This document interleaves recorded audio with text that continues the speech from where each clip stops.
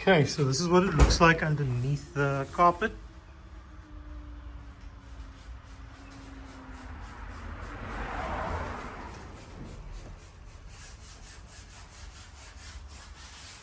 I'll get to the other side.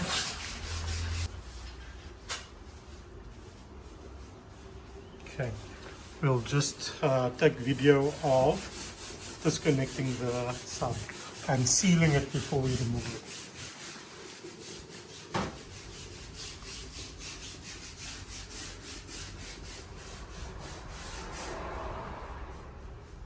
Okay, so that's done with the interior floor. We are about to put in the seats. Nice and clean. I'll get to the other side. Nice and clean there.